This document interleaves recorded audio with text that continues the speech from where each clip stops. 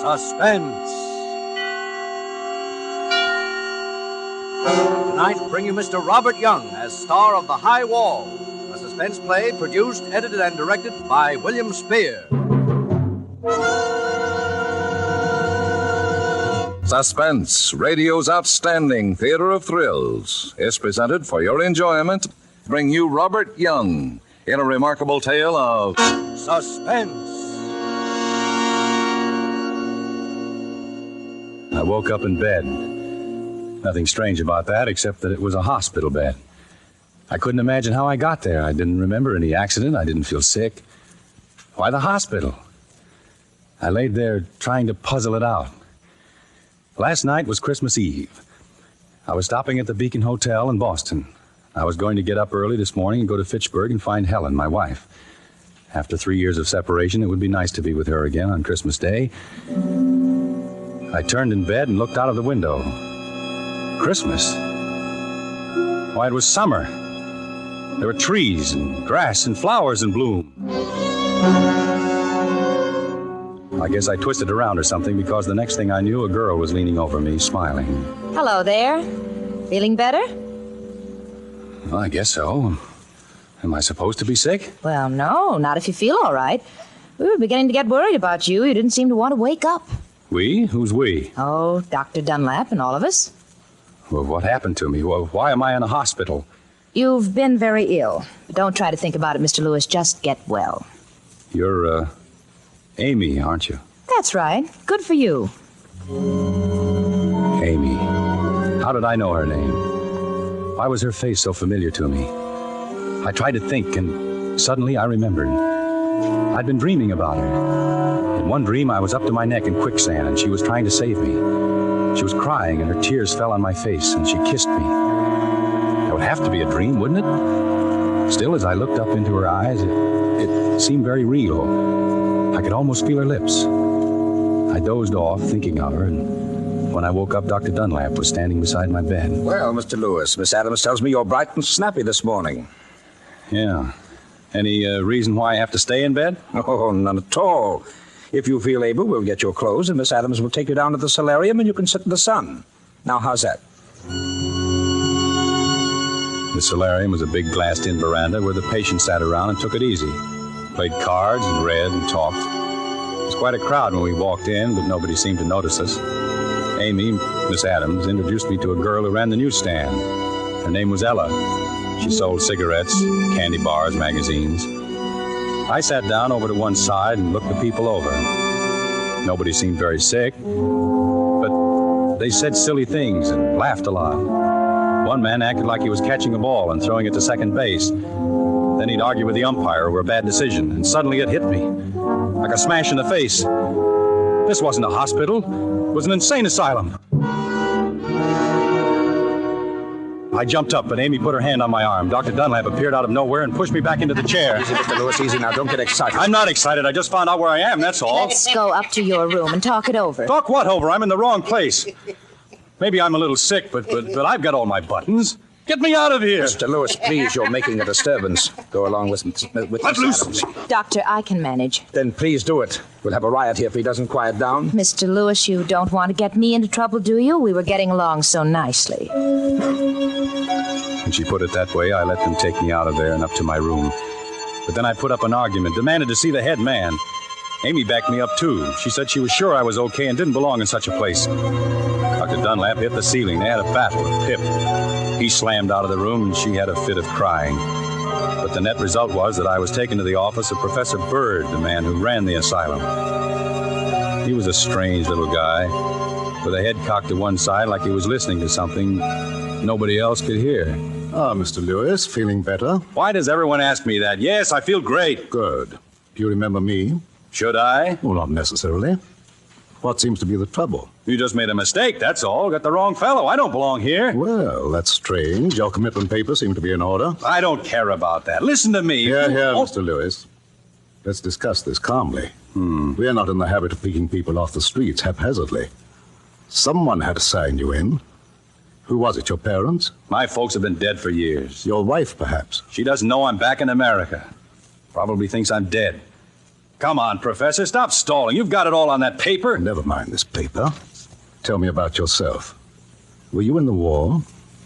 No, they wouldn't take me. Blood pressure or something. I went to Burma for the International Oil Company. Oh? How was it in Burma? Pretty rugged. I was there for 3 years.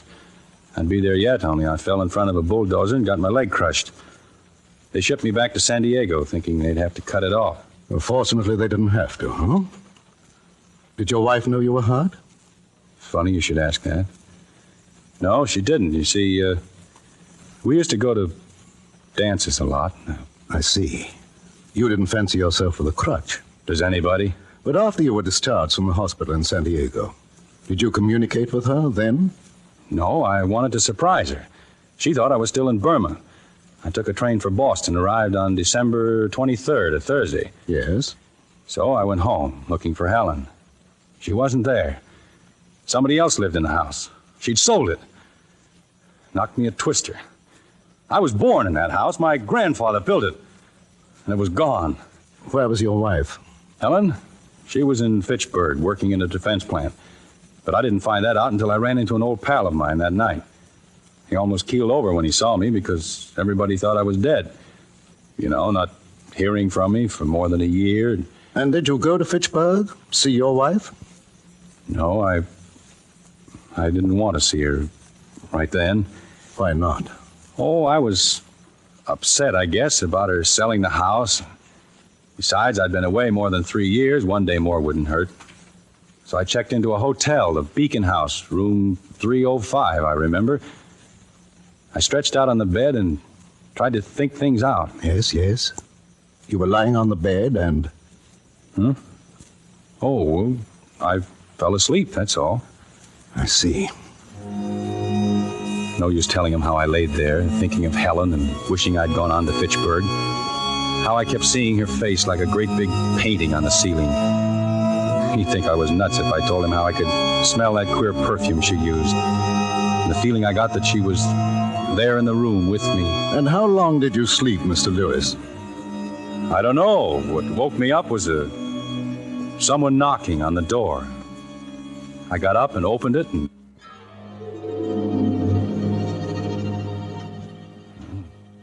That's all I remember. Who was it at the door? I don't know. It's just like the lights went out. I don't remember a thing until I woke up here this morning. I see. Do you know where you are? No. This is a hospital for the mentally ill. This is the Floridale Hospital for the criminal insane. Criminal insane? I'm not insane, and I'm not... I've had a blackout, that's all. Does that make me a criminal? Oh, no, it's the other way around. The crime caused the blackout. Crime? What crime? What did I do? I can't tell you that. I'll say you can't. You got the wrong man. And you're afraid to admit it. I wish that were true for your sake, Mr. Lewis. However, I attended your trial. The state called me as an authority on mental diseases. It was at my suggestion that you were sent here for treatment. How? How long do I have to stay? Until I'm convinced you are no longer a menace to society. All right. Give me a test. I'll get out of here in a hurry. I've just given you a test, and you failed badly. Why?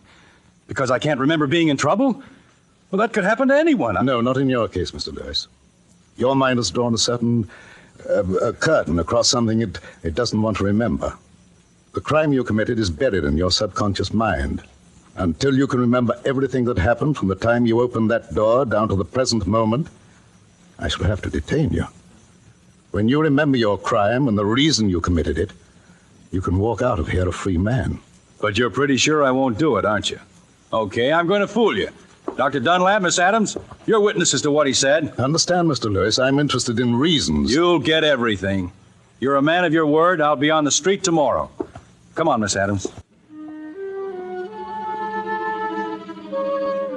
Outside in the corridor, I felt so relieved, I threw my arms around Amy and gave her a big kiss. Then we walked hand in hand toward the stairway. We met a couple of nurses, and Amy stopped to talk to them. I walked back to Professor Bird's office and listened at the door. He and Dr. Dunlap were still talking about me. I heard them mention my name. He's really... I opened the door real easy so they wouldn't notice it. Well, he's been a walking zombie. He couldn't talk, had to be fed, bathed, and put to bed like a child. I'm really very encouraged. It wouldn't surprise me a bit if he recovered. Don't be absurd, Dunlap. Such cases never recover. You'll struggle a few weeks, try to remember, then chuck it. Oh, by the way, I think I ought to know. What did he do? Well, I understand I don't want it noised around, but you'd better tell his nurse that he's dangerous, especially when he thinks he smells perfume. Oh, yes. Yes, he did mention perfume. For your information alone, the man's a killer. Really? A rattlesnake. He strangled a woman with his hands, and he'll do it again. Here, read his history. That's all I heard, because Amy picked that moment to come and get me. But I'd heard enough to realize that something was terribly wrong. Me? A killer? Well, I never hurt anyone in my life. I'd been framed. Somebody had committed a murder and pinned it on me because I'd lost my memory and couldn't defend myself. The only way to get free was to recall everything that happened, every single thing from the moment I opened that door. What if I couldn't remember? What if I never remembered? It meant being kept here, locked up for life, for a crime I didn't commit. Nice spot for an innocent man.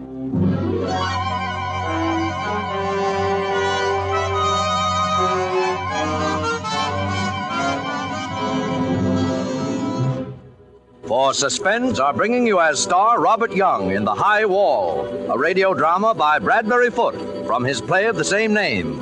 Presentation tonight in radio's outstanding theater of thrills, Suspense.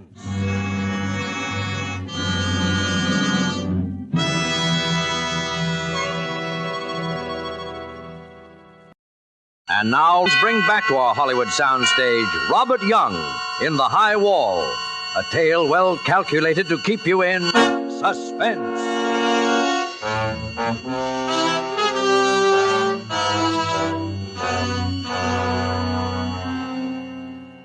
When I promised Professor Bird that I'd give him the whole story the next day, I was absolutely sure I could do it. But I couldn't. I couldn't remember a single thing that happened during that lost time. Absolutely blank I was. I racked my brain for a clue, lay awake nights torturing myself until I nearly had a nervous breakdown. Then, after about 3 months, I gave up. Just like Professor Bird said I would. Chucked it.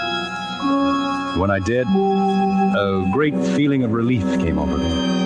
It was like a heavy weight had been lifted off my chest. Amy noticed the change in me, and I told her the reason one night very late when she came in. She didn't like it a bit. Bob, no, you mustn't give up. Don't stop trying. Amy, there must be some easier way to get out of this place. Escape, you mean? You can't do it, Bob. There's a high wall all over. Well, there is another way. A sure way. I can go out feet first. Feet for... Bob. Bob, you wouldn't do that. I'm not going to spend the rest of my natural life in this insane asylum. If there's no other way to escape, I'll go out, like I said, in a box. Suddenly, she was crying like a kid. Helen used to cry like that. It never struck me before, but Amy was a lot like Helen. As I watched her, it almost seemed like she was Helen. I guess I got a little mixed up because I put my arm around her and lifted her face up to mine. For a second, I seemed to be holding Helen.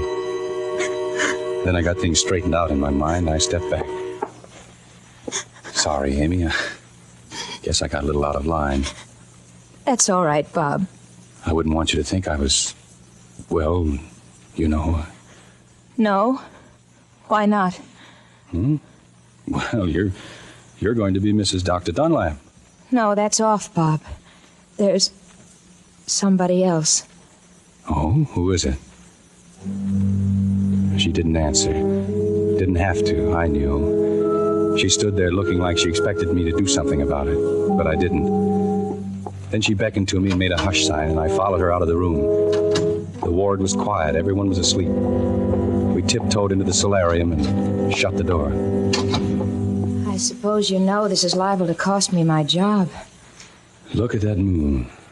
Bob, you wouldn't really do anything to yourself, would you? Why not? I'm not doing myself or anyone else much good locked up in this place. Bob, dying isn't the answer. Yes, it is, Amy.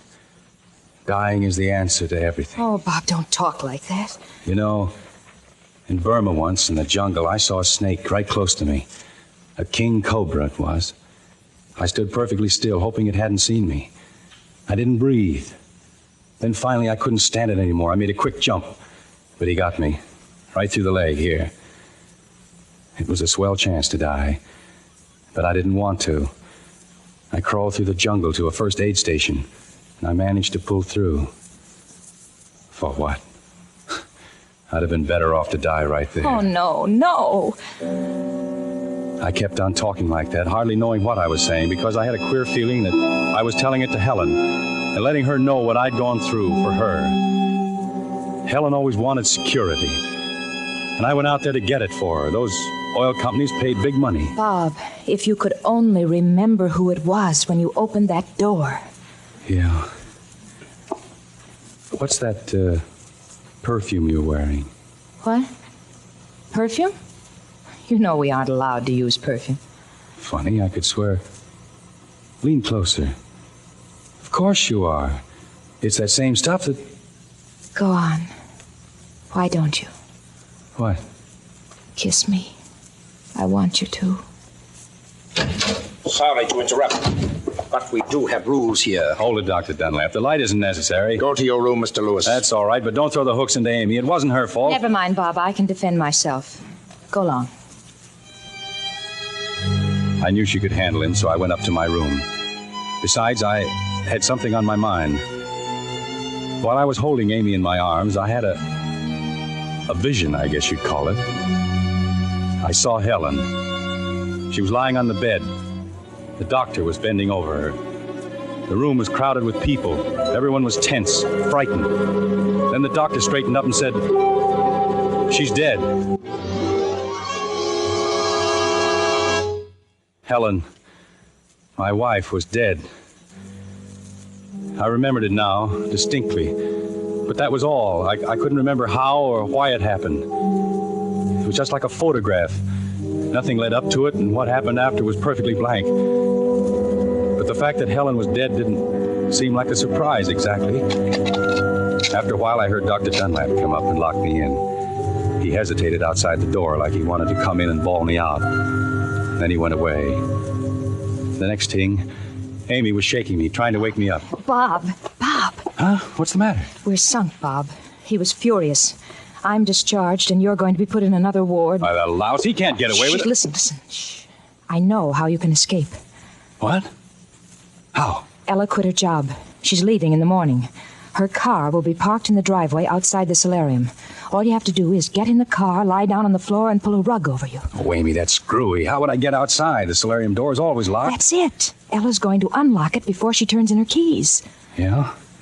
But I'd be seen. No, they'll all be in church. It's Sunday, Bob. Oh. The minute they start to sing, open the door and slip out. Oh, Bob, it's the chance of a lifetime. Ella leaving makes it easy. She'll drive right through the front gate and they won't even stop her. Oh, Bob, say you'll do it. I can't go away and leave you here. Well, what did I have to lose? Besides, she started to cry and carry on, so I said, all right. The funny part of it was, it did work. I'll bet we were 50 miles from the asylum before they knew I was missing. Ella picked up Amy at the edge of town, then hit for the open road.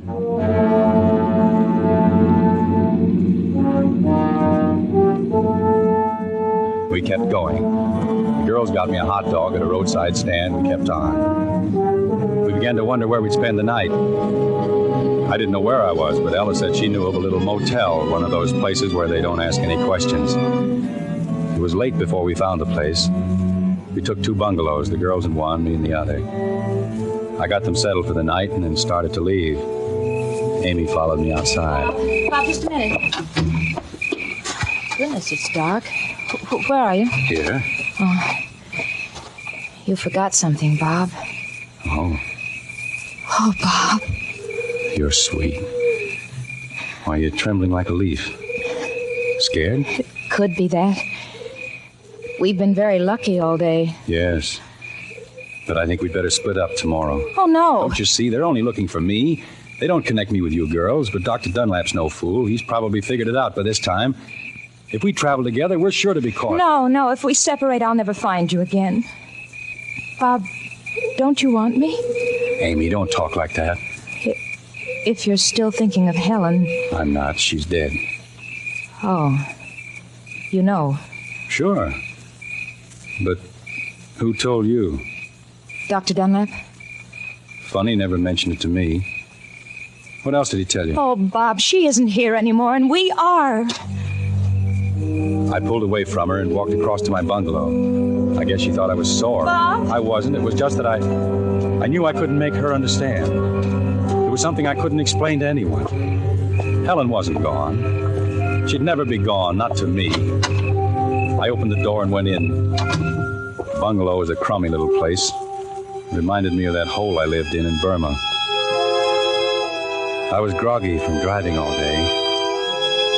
Amy had started me thinking of Helen. I laid there on the bed, remembering things. The night I met Helen. The first time we danced together. Our wedding. Our honeymoon at Jack Pomeroy's cottage in the Berkshires. I didn't know Jack very well then, but she did. Those were happy days. What you don't know doesn't hurt you. I was happy afterwards, too. Each time I forgave her, we'd go on another honeymoon. She called it starting over from scratch. But I never should have gone away. That's what did it. She couldn't take it. Well, I'll go up to Fitchburg tomorrow and we'll patch things up. Someone's knocking at the door. That's funny. Nobody knows I'm back in town. Hello? Bob, let me in. Who is it? Bob, I want to talk to you.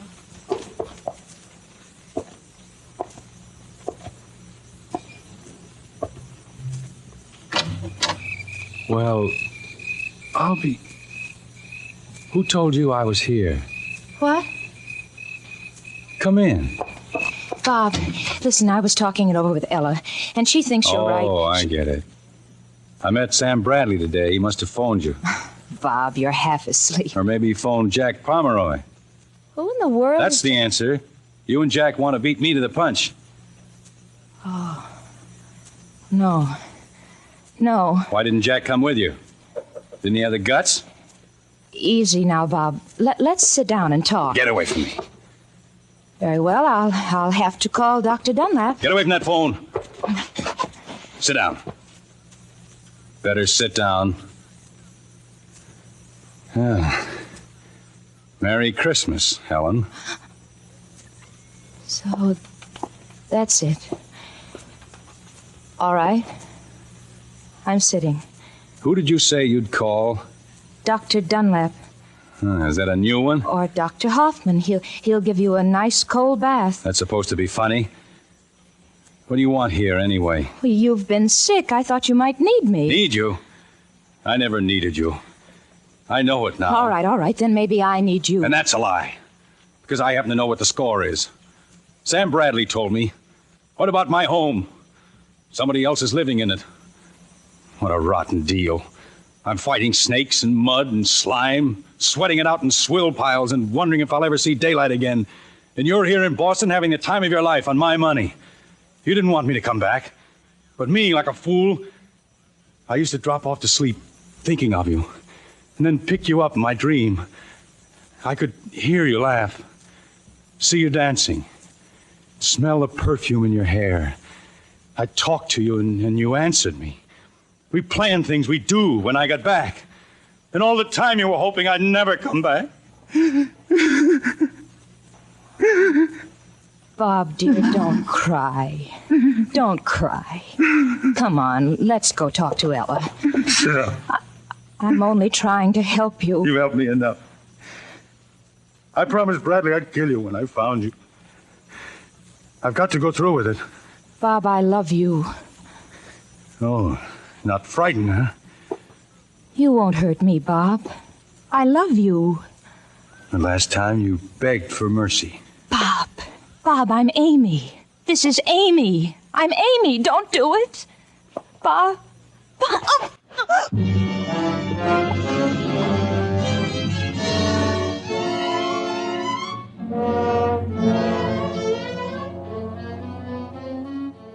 I was pressing my fingers into her throat. She died game this time, didn't kick or make much of a struggle like she did before. It was almost like she wanted me to do it.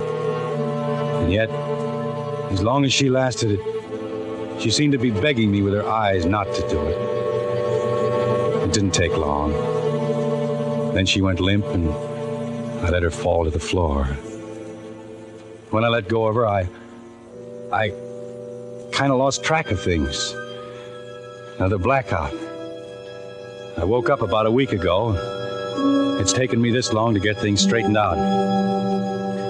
It's winter now. My nurse tells me.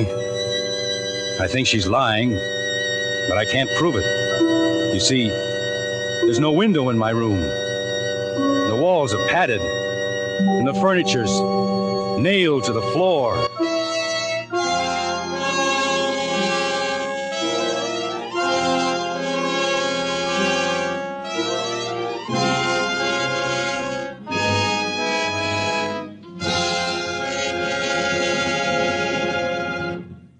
Next Thursday, same time. Suspense, radio's outstanding theater of thrills. Produced by William Spear, this is CBS, the Columbia Broadcasting System.